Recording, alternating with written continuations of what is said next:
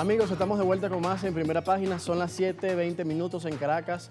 Vamos a estar conversando esta mañana sobre diferentes temas de interés que preocupan en este momento al mundo, sobre todo a millones de fieles católicos que están a la expectativa de la salud del Papa Francisco, también muy pendiente de las últimas noticias respecto a su estado de salud, que días pasados fue crítico.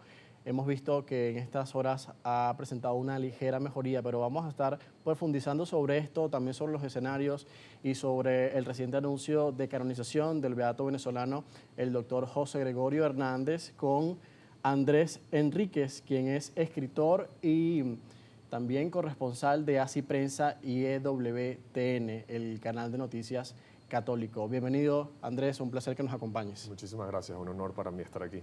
Andrés, ¿qué sabemos sobre la salud del Papa Francisco y cuáles son los escenarios inmediatos que tiene la Iglesia Católica ante esta preocupación que existe en el mundo y las millones de oraciones que hemos visto tanto en redes sociales como en la Plaza San Pedro, también en diferentes países y en su natal Argentina?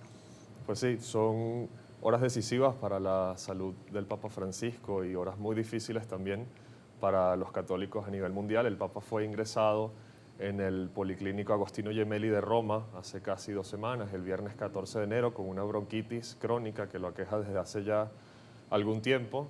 Esa bronquitis luego derivó en una neumonía bilateral que fue detectada a los pocos días de su hospitalización. Hay que recordar que el Papa Francisco tiene una condición médica, él no tiene el lóbulo superior derecho de uno de los pulmones, producto también de una patología que sufrió de joven, y pues esto complica un poco más el cuadro que presenta el Santo Padre. Durante estas 2 semanas, pues, el Vaticano ha informado en múltiples ocasiones que el cuadro que presenta el Santo Padre es un cuadro complejo, es una situación de salud crítica. Hace pocos días, el fin de semana pasado, pues, el Papa presentó una crisis respiratoria asmática prolongada que requirió y que todavía necesita, pues, el suministro de oxígeno de alto flujo. El Papa tiene conectadas 2 cánulas a los orificios nasales para poder respirar con normalidad.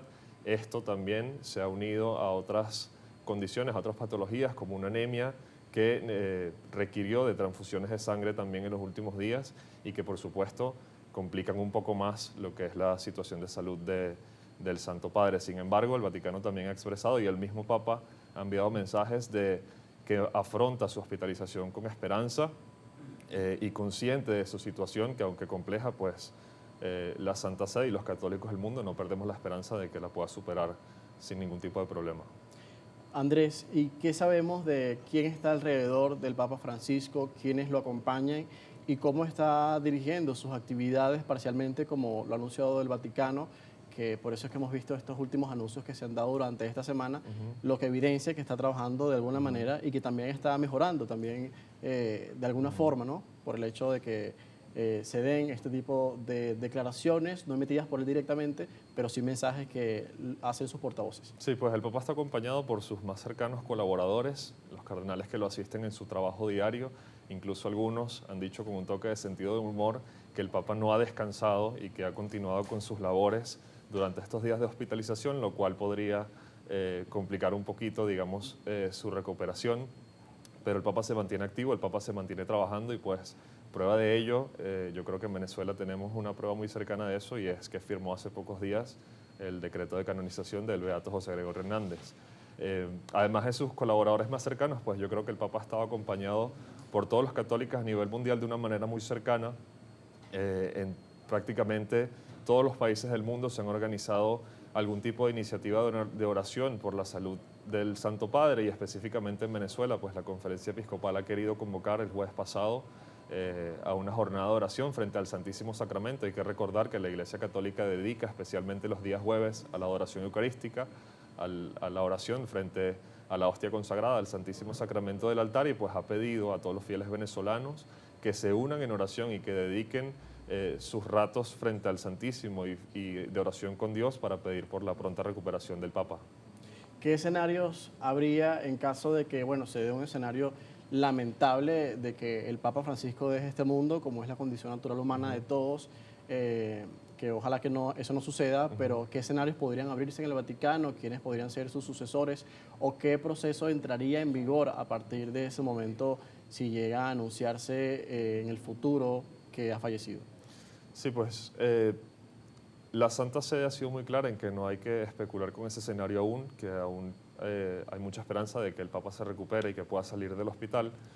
Eh, y yo creo que es algo que por lo que todos los católicos tenemos que rezar y que esperar con mucha esperanza. Hay algo que nosotros desde EWTN pues afrontamos de una manera muy especial, es toda esta situación. Para nosotros no es un jefe de Estado más, no es un diplomático más que está enfrentando una situación de salud complicada, es el Papa de la Iglesia Católica y pues en ese sentido lo sentimos como alguien muy cercano, lo sentimos casi como un familiar y pues le damos ese trato y esperamos con mucha esperanza que el Papa pues pueda salir y se recupere. Sin embargo, hay que tener en cuenta también de que todos en algún momento vamos a ser llamados a la presencia de Dios y en el momento en que eso ocurra, en el caso del Papa Francisco, pues la Iglesia va a empezar un proceso que va a durar algunos días, que comienza con la declaración de sede vacante, es decir, la diócesis de Roma, que preside el Papa, se va a quedar sin obispo, se declara la sede vacante y después de los servicios funerales y de las exequias del Papa, los cardenales electores de la Iglesia Católica de todo el mundo, es decir, los cardenales menores de 80 años, se reúnen en Roma para iniciar el proceso del cónclave que, pues, como te digo, pasa por diversas etapas durante varios días. Los cardenales se reúnen primero en congregaciones generales, que son jornadas en las que reflexionan y debaten sobre los principales retos de la Iglesia Católica a nivel mundial y, por ende, sobre el perfil que debería tener el próximo pontífice.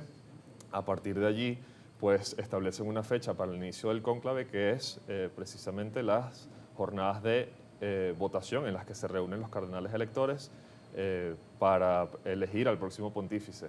En estas jornadas, para que un cardenal salga electo para el cargo de papa, pues necesita el 2/3 de los votos de la asamblea y de aceptar el cargo, pues se convertiría en el próximo papa de la Iglesia Católica.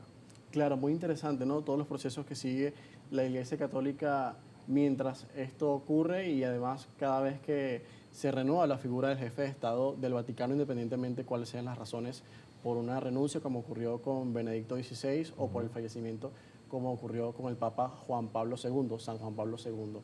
Ahora, Andrés, en pocas palabras, para terminar esta parte del programa, como periodista, también como creyente, ¿qué crees ha sido el legado que tiene el Papa durante estos casi 12 años de pontificado? Yo lo pudiera ver como una figura reformista y que también ha evidenciado diferentes fallas a lo largo de la historia de la Iglesia Católica. ¿Cómo lo ves tú? Pues sin duda el Papa ha sido una persona que ha acercado a la Iglesia a las periferias. Desde el inicio de su pontificado, él remarcó eso en muchas ocasiones, acercar a la Iglesia a los más vulnerables, a los más necesitados de la sociedad. Ha hecho innumerables llamados, yo creo, a los jóvenes a salir de las comodidades, ese famoso llamado a hacer lío, ¿no? Y pues precisamente salir de esas comodidades para llevar el mensaje del Evangelio y de la Iglesia a los que más lo necesitan. Más allá de eso, pues yo creo que el Papa se ha referido en muchas ocasiones también al tema del cambio climático, al tema precisamente de atender de manera responsable la creación y de administrarla con responsabilidad. Y pues sí, eso, el Papa ha tenido un mensaje de cercanía y de llevar a la Iglesia a los que más lo necesitan y el mensaje del Evangelio a los que más requieren de eso en este momento. Ciertamente, y al regreso de la pausa continuamos conversando con Andrés Enríquez, es escritor, periodista y también corresponsal en Venezuela de EWTN y Así Prensa, que es la agencia católica que sigue las noticias de la Iglesia en Venezuela, en el mundo, que usted puede ver seguramente por sus plataformas digitales. Estamos conversando con él sobre este tema muy interesante, que es la salud del Papa Francisco, que a todos nos ha mantenido en expectativa, con mucho interés, atención, seguimiento, por supuesto, preocupados desde diferentes partes del mundo por la figura que representa el pontífice, pero también vamos a conversar en la próxima parte de un tema que le interesa mucho a Venezuela y que la feligresía venezolana, los devotos, los creyentes del doctor José Gregorio Hernández, beato, esperaban desde hace mucho tiempo. Esto se ha revelado esta semana y vamos a ver qué nos dice Andrés en la próxima parte sobre las informaciones que existen respecto a la canonización del beato José Gregorio Hernández. Son las 7:29 minutos, vamos a la pausa y en breve más.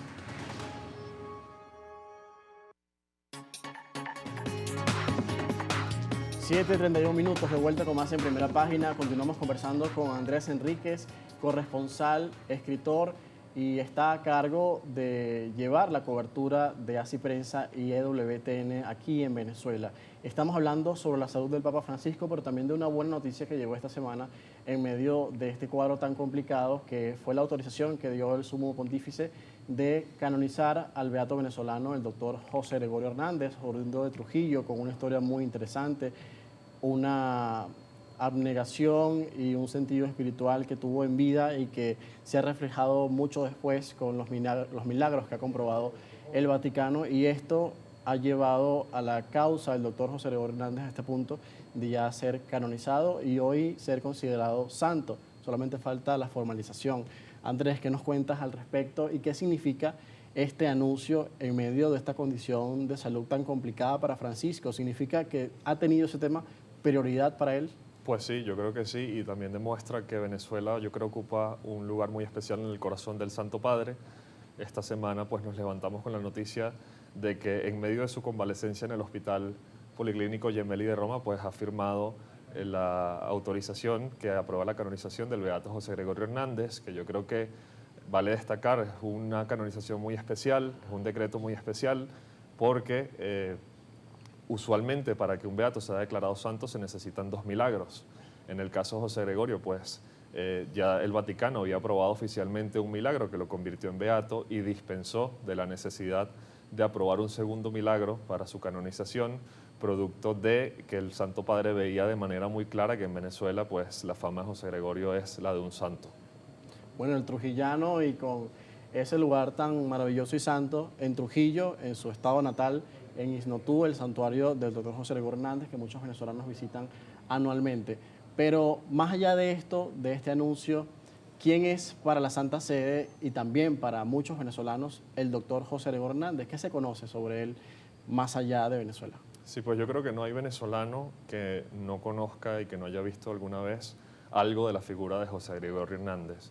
Yo creo que es un personaje del cual los venezolanos tenemos que estar muy orgullosos.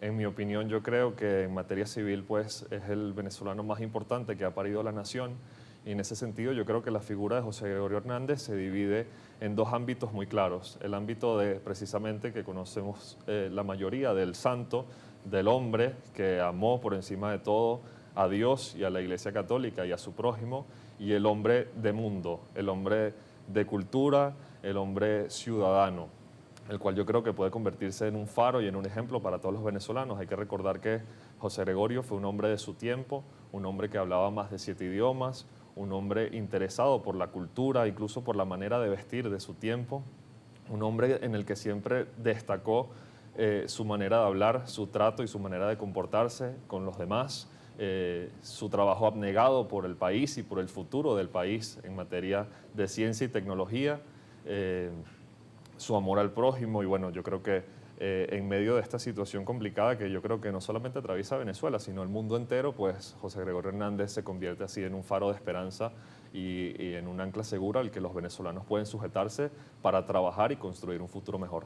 Fíjate qué interesante, porque he leído varias de sus biografías que luego han escrito diferentes autores de Venezuela, y decía que mucha de su inspiración vino de su madre, que atendía a pobres, ancianos, a viudas, a personas desprotegidas.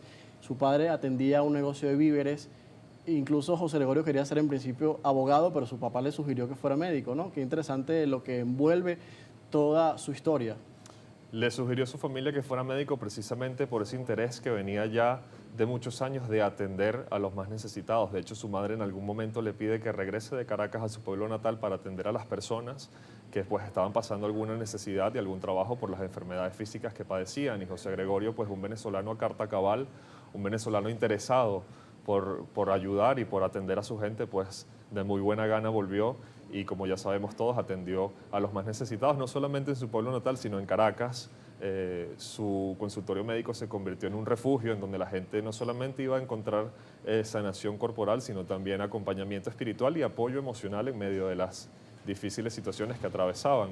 Y prueba de ello, pues yo creo que es el día de su funeral, que la ciudad se paraliza y pues, como ya he dicho antes, la ciudad aclamó como santo súbito al beato José Gregorio Hernández. Andrés, concretamente, ¿cuáles fueron los milagros que comprobó el Vaticano para llegar a este punto?